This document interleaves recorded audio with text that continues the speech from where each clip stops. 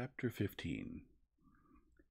The sergeant remained silent, thinking his own thoughts, till we entered the plantation of firs which led to the quicksand. There he roused himself, like a man whose mind was made up, and spoke to me again. "Mr. Betteredge," he said, "as you have honored me by taking an oar to my boat, and as you may, I think, be of some assistance to me before the evening is out, I see no use in our mystifying one another any longer, and I propose to set you an example of plain speaking on my side. You are determined to give me no information to the prejudice of Rosanna Spearman, because she has been a good girl to you, and because you pity her heartily. Those humane considerations do you a world of credit, but they happen in this instance to be humane considerations clean thrown away. Rosanna Spearman is not in the slightest danger of getting into trouble. No, not if I fix her with being concerned in the disappearance of the diamond, on evidence which is plain as the nose on your face." "Do you mean that my lady won't prosecute?" "I mean that your lady can't prosecute," said the sergeant. "Rosanna Spearman is simply an instrument in the hands of another person, and Rosanna Spearman will be held harmless for that other person's sake." He spoke like a man in earnest. There was no denying that. Still, I felt something stirring uneasily against him in my mind. "Can't you give that other person's name?" "Can't you, Mr. Betteredge?" "No." Sergeant Cuff stood stock still and surveyed me with a look of melancholy interest. "It is always a pleasure to me to be tender towards human infirmity," he said. "I feel particularly tender at the present moment, Mr. Betteredge, towards you, and you, with the same excellent motive, feel particularly tender towards Rosanna Spearman, don't you? Do you happen to know whether she's had a new outfit of linen lately?" What he meant by slipping in this extraordinary question unawares, I was at a total loss to imagine. Seeing no possible injury to Rosanna, if I owned the truth, I answered that the girl had come to us rather sparely provided with linen, and that my lady, in recompense for her good conduct, I laid a stress on her good conduct, had given her a new outfit not a fortnight since. "This is a miserable world," says the sergeant. "Human life, Mr. Betteredge, is a sort of target. Misfortune is always firing at it, and always hitting the mark. But for that outfit, we should have discovered a new nightgown or petticoat among Rosanna's things, and have nailed her in that way. You're not at a loss to follow me, are you? You have examined the servants yourself, and you know what discoveries two of them made outside Rosanna's door. Surely you know what the girl was about yesterday after she was taken ill. You can't guess? Oh, dear me, it's as plain as that strip of light there at the end of the trees. At 11 on Thursday morning, Superintendent Seagrave, who is a mass of human infirmity, points out to all the women servants the smear on the door. Rosanna has her own reasons for suspecting her own things. She takes the first opportunity of getting to her room, finds the paint stain on her nightgown or petticoat or what-not, shams ill and slips away to the town, gets the materials for making a new petticoat or nightgown, makes it alone in her room on the Thursday night, lights a fire not to destroy it. Two of her fellow servants are prying outside her door, and she knows better than to make a smell of burning, and to have a lot of tinder to get rid of. Lights a fire, I say, to dry and iron the substitute dress after wringing it out, keeps the stained dress hidden, probably on her, and is at this moment occupied in making away with it in some convenient place on that lonely bit of beach ahead of us.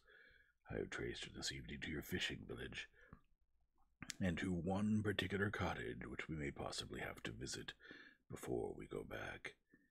She stopped at the cottage for some time, and she came out with, as I believe, something hidden under her cloak. A cloak on a woman's back is an emblem of charity. It covers a multitude of sins. I saw her set off northwards along the coast after leaving the cottage. Is your seashore here considered a fine specimen of marine landscape, Mr. Betteredge? I answered, yes, as shortly as it might be. Tastes differ, says Sergeant Cuff. Looking at it from my point of view, I never saw a marine landscape that I admired less. If you happen to be following another person along your sea coast, and if that person happens to look around, there isn't a scrap of cover to hide you anywhere. I had to choose between taking Rosanna in custody on suspicion, or leaving her for the time being with her little game in her own hands. For reasons which I won't trouble you with, I decided on making any sacrifice rather than give the alarm as soon as tonight to a certain person who shall be nameless between us. I came back to the house to ask you to take me to the north end of the beach by another way. Sand, in respect of its printing of people's footsteps, is one of the best detective officers I know. If we don't meet with Rosanna Spearman by coming round on her in this way, the sand may tell us what she's been at, if the light only lasts long enough. Here's the sand. If you'll excuse my suggesting it, suppose you hold your tongue and let me go first. If there is such a thing known as the doctor's shop, as a detective fever, that disease had now got hold fast of your humble servant. Sergeant Cuff went on between the hillocks of sand down to the beach. I followed him with my heart in my mouth, and waited at a little distance for what was to happen next. As it turned out, I found myself standing nearly in the same place where Rosanna Spearman and I had been talking together when Mr. Franklin suddenly appeared before us, on arriving at our house from London. While my eyes were watching the sergeant, my mind wandered away in spite of me to what had passed on that former occasion between Rosanna and me. I declare I almost felt the poor thing slip her hand again into mine, and give it a little grateful squeeze to thank me for speaking kindly to her. I declare I almost heard her voice telling me again that the shivering sand seemed to draw her to it against her own will whenever she went out. Almost saw her face brighten again, as it brightened when she first set eyes upon Mr. Franklin coming briskly out on us from among the hillocks. My spirits fell lower and lower as I thought of these things, and the view of the lonesome little bay, when I looked about to rouse myself, only served to make me feel more uneasy still. The last of the evening light was fading away, and over all the desolate place there hung a still and awful calm. The heave of the main ocean on the great sandbank out to the bay was a heave that made no sound. The inner sea lay lost and dim, without a breath of wind to stir it. Patches of nasty ooze floated, yellow-white, on the dead surface of the water. Scum and slime shone faintly in certain places, where the last of the light still caught them on the two great spits of rock jutting out north and south into the sea. It was now the time of the turn of the tide, and even as I stood there waiting, the broad brown face of the quicksand began to dimple and quiver, the only moving thing in all that horrid place.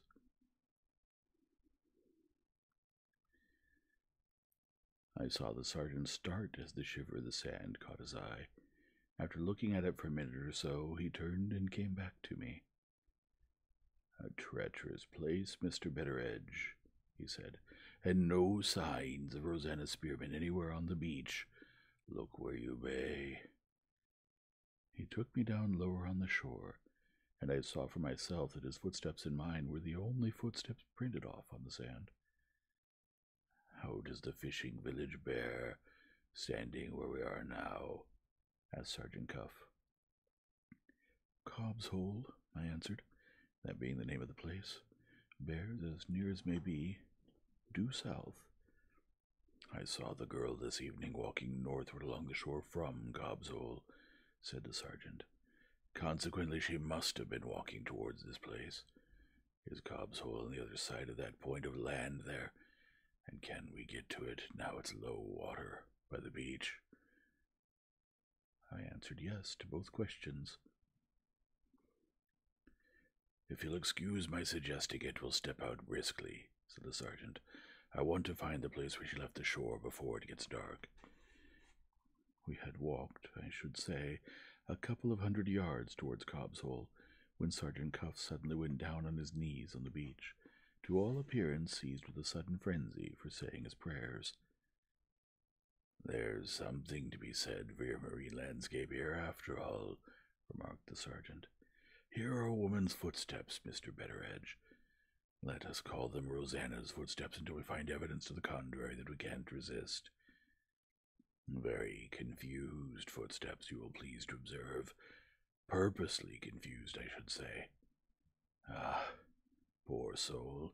She understands the detective virtues of sand as well as I do. But hasn't she been in rather too great a hurry to tread out the marks thoroughly? I think she has. Here's one footstep going from Cobb's Hole, and here's another going back to it. Isn't that the toe of her shoe pointing straight to the water's edge?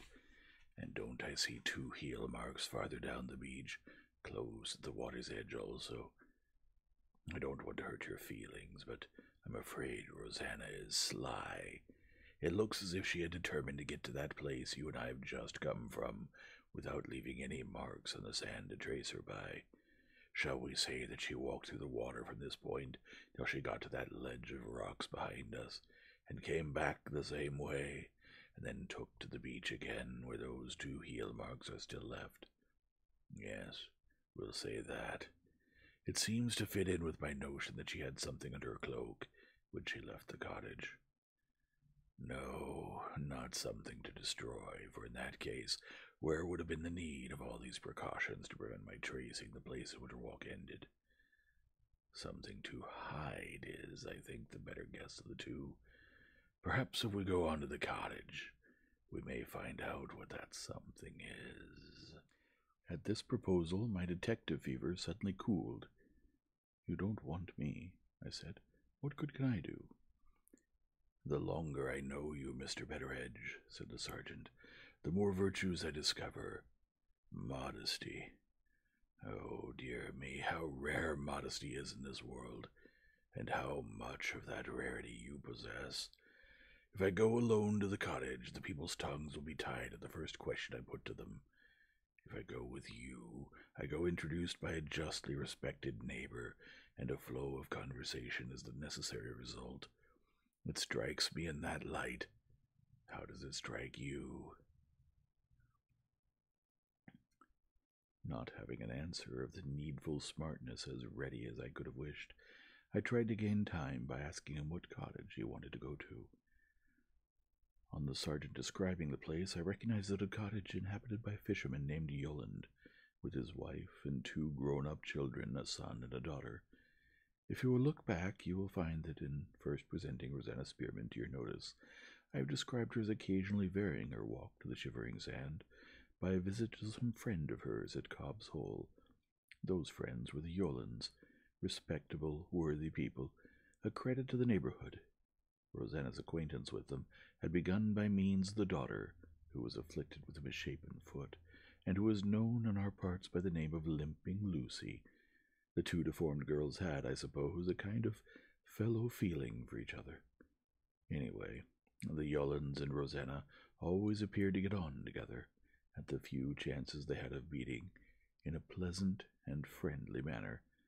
The fact of Sergeant Cuff having traced the girl to their cottage set the matter of my helping his inquiries in quite a new light. Rosanna had merely gone where she was in the habit of going, and to show that she had been in company with the fisherman and his family was as good as to prove that she had been innocently occupied. So far, at any rate, it would be doing the girl a service, therefore, instead of an injury, if I allowed myself to be convinced by Sergeant Cuff's logic. I professed myself convinced by it accordingly. We went on to Cobb's Hole, seeing the footsteps on the sand as long as the light lasted. On reaching the cottage, the fisherman and his son proved to be out in the boat, and limping Lucy, always weak and weary, was resting on her bed upstairs. Good Mrs. Yolland received us alone in her kitchen. When she heard that Sergeant Cuff was a celebrated character in London, she clapped a bottle of Dutch gin and a couple of clean pipes on the table, and stared as if she could never see enough of him. I sat quiet in a corner, waiting to hear how the sergeant would find his way to the subject of Rosanna Spearman. His usual roundabout manner of going to work proved, on this occasion, to be more roundabout than ever. How he managed it is more than I could tell at the time, and more than I can tell now. But this is certain.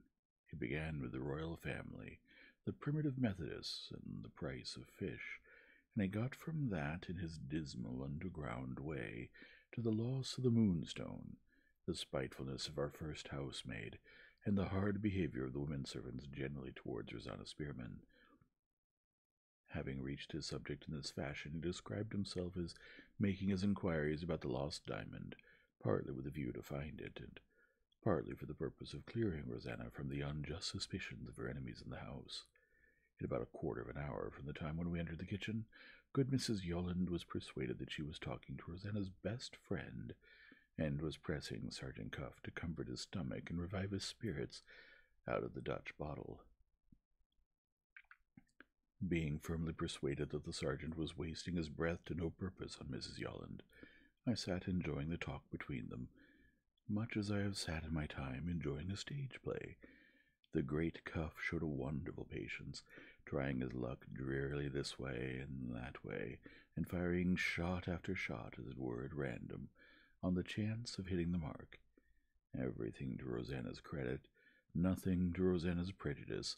That was how it ended, try as he might, with Mrs. Yolland talking 19 to the dozen, and placing the most entire confidence in him. His last effort was made when we had looked at our watches, and had got on our legs previous to taking leave. "I shall now wish you good night, ma'am," says the sergeant, "and I shall only say at parting that Rosanna Spearman has a sincere well-wisher in myself, your obedient servant. But, oh dear me, she will never get on in her present place, and my advice to her is, leave it."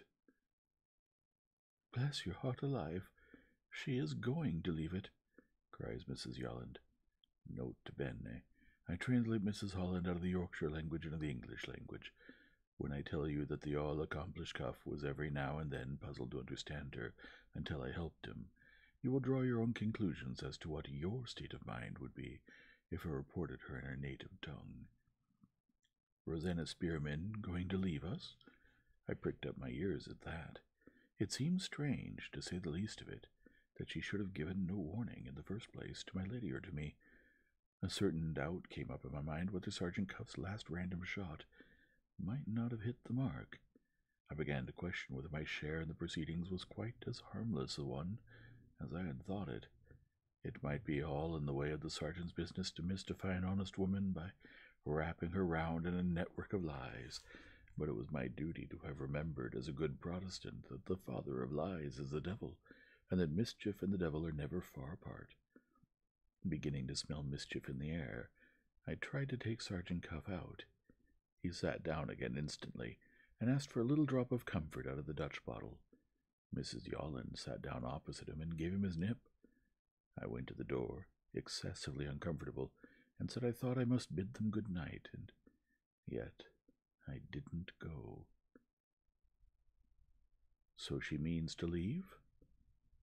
says the sergeant. "What is she to do when she does leave?"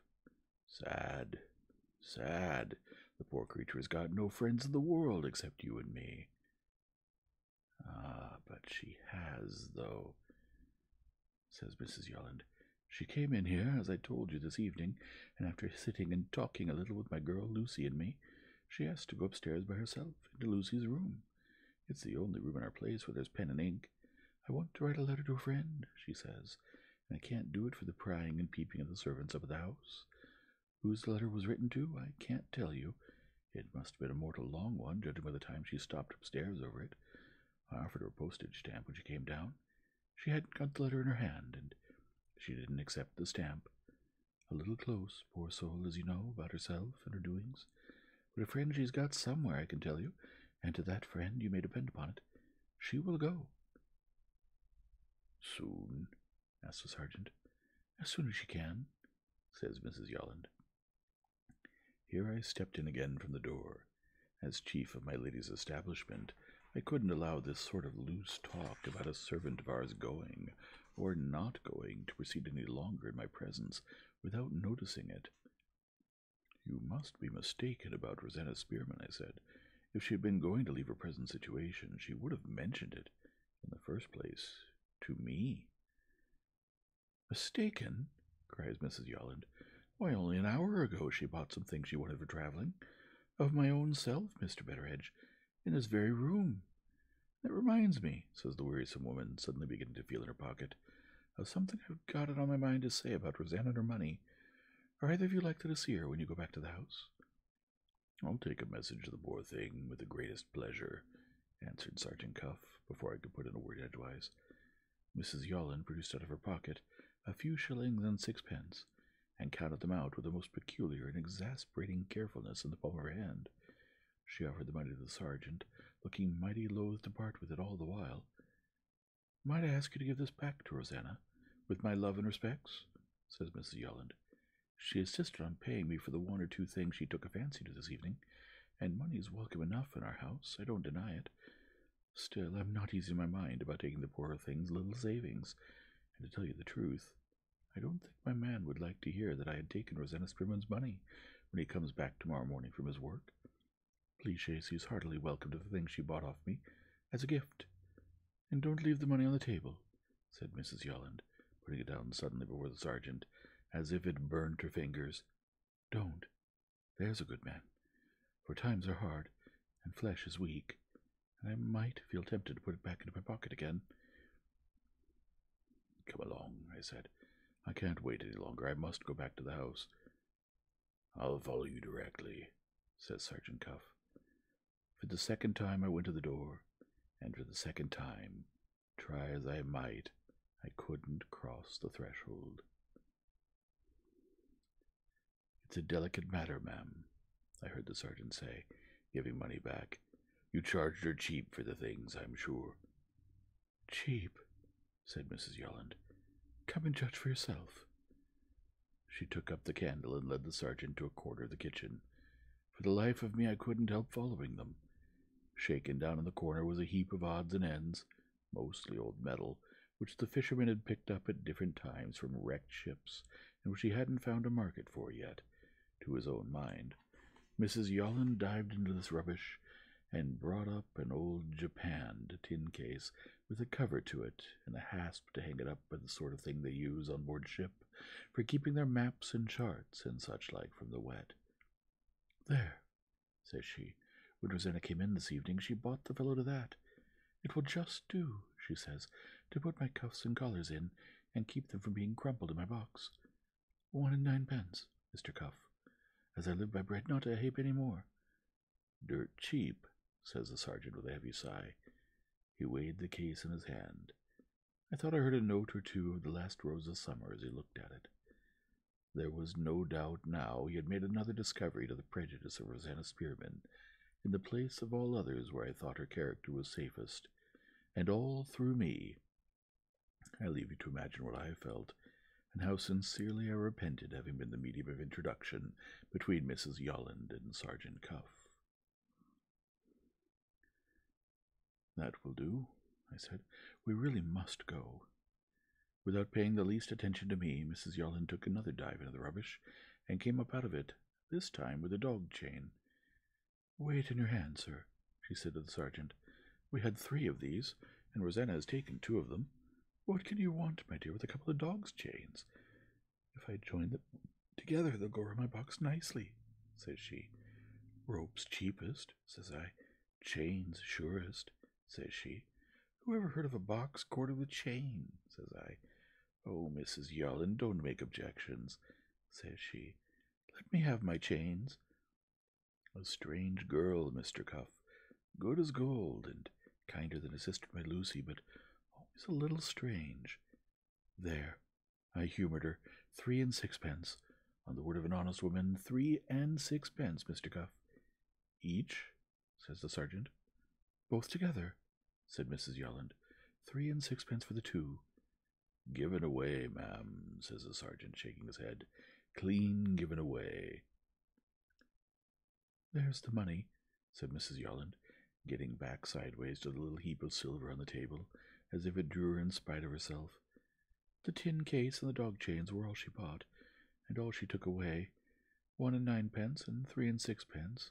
Total 5 and 3. With my love and respects, and I can't find it in my conscience to take a poor girl's savings, when she may want them herself. I can't find it in my conscience, ma'am, to give the money back, says Sergeant Cuff. You have as good as made her a present of the things. You have indeed. Is that your sincere opinion, sir? Said Mrs. Yolland, brightening up wonderfully. There can't be a doubt about it, answered the sergeant. Ask Mr. Betteredge. It was no use asking me. All they got out of me was good night. Bother the money, said Mrs. Yolland. With these words she appeared to lose all command over herself, and making a sudden snatch at the heap of silver, put it back, holus bolus, in her pocket. It upsets one's temper, it does, to see it lying there, and nobody taking it, cries this unreasonable woman, sitting down with a thump and looking at Sergeant Cuff, as much as to say, It's in my pocket again now. Get it out if you can. This time I not only went to the door, but went fairly out on the road back. Explain it how you may, I felt as if one or both of them had mortally offended me.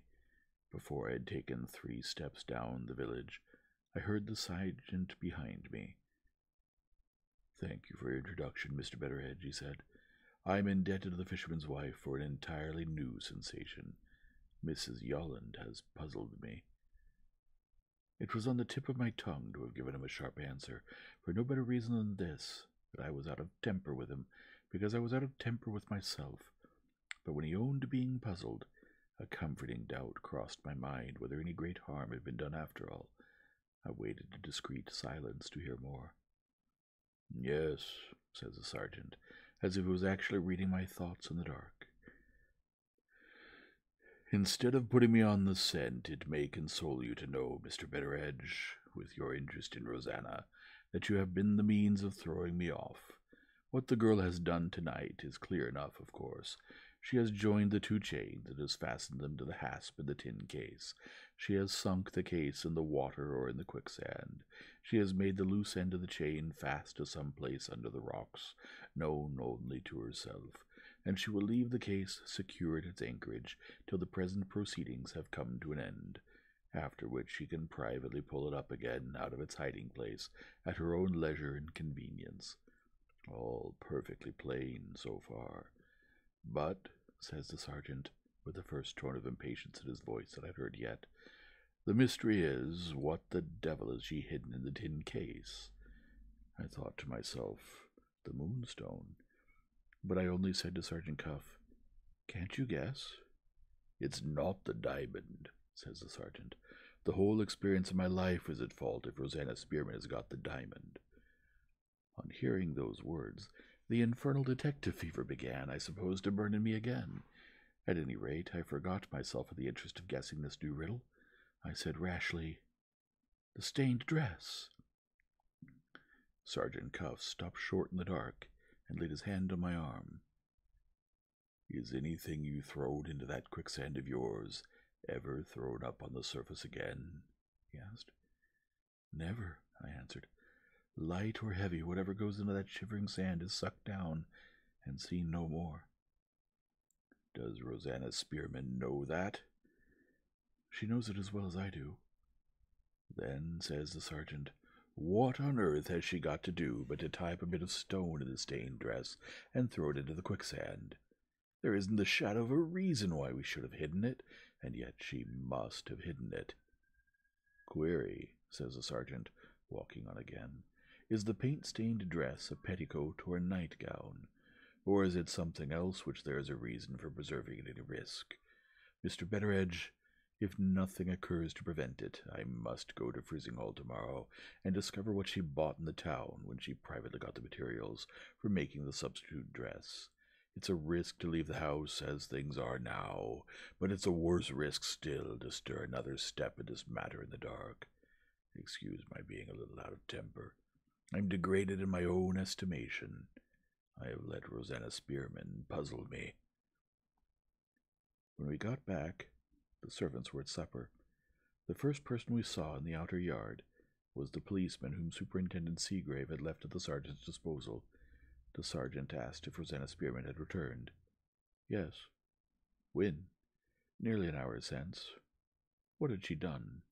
She had gone upstairs to take off her bonnet and cloak, and she was now at supper quietly with the rest. Without making any remark, Sergeant Cuff walked on, sinking lower and lower in his own estimation, to the back of the house. Missing the entrance in the dark, he went on, in spite of my calling to him, till he was stopped by a wicket gate which led into the garden. When I joined him to bring him back by the right way, I found that he was looking up attentively at one particular window on the bedroom floor, at the back of the house. Looking up in my turn, I discovered that the object of his contemplation was the window of Miss Rachel's room, and that lights were passing backwards and forwards there, as if something unusual was going on. "Isn't that Miss Verander's room?" asked Sergeant Cuff. I replied that it was, and invited him to go in with me to supper. The sergeant remained in his place, and said something about enjoying the smell of the garden at night. I left him to his enjoyment. Just as I was turning in at the door, I heard the last rose of summer at the wicket gate. Sergeant Cuff had made another discovery, and my young lady's window was at the bottom of it this time. The latter reflection took me back again to the sergeant, with a polite intimation that I could not find it in my heart to leave him by himself. "Is there anything you don't understand up there?" I added, pointing to Miss Rachel's window. Judging by his voice, Sergeant Cuff had suddenly risen again to the right place in his own estimation. "You are great people for betting on Yorkshire, are you not?" "Well, I suppose we are." "If I was a Yorkshireman," proceeded the sergeant, taking my arms, "I would lay you an even sovereign, Mr. Betteredge, that your young lady has suddenly resolved to leave the house.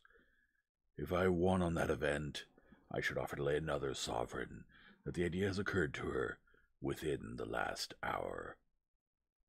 The first of the sergeant's guesses startled me. The second mixed itself up somehow in my head with the report we had heard from the policeman, that Rosanna Spearman had returned from the sands within the last hour. The two together had a curious effect on me as we went into supper. I shook off Sergeant Cuff's arm, and forgetting my manners, pushed by him through the door to make my own inquiries for myself. Samuel, the footman, was the first person I met in the passage.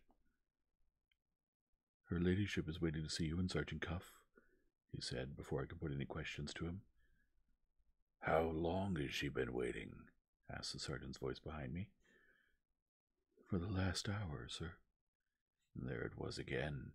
Rosanna had come back, Miss Rachel had taken some resolution out of the common, and my lady had been waiting to see the sergeant, all within the last hour. It was not pleasant to find these very different persons and things linking themselves together in this way. I went on upstairs without looking at Sergeant Cuff, or speaking to him. My hand took a sudden fit of trembling as I lifted it to knock at my mistress' door. "I shouldn't be surprised," whispered the sergeant over my shoulder, "if a scandal was to burst up in the house tonight. Don't be alarmed. I've put the muzzle on worse family difficulties than this in my time." As he said the words, I heard my mistress' voice calling to us to come in.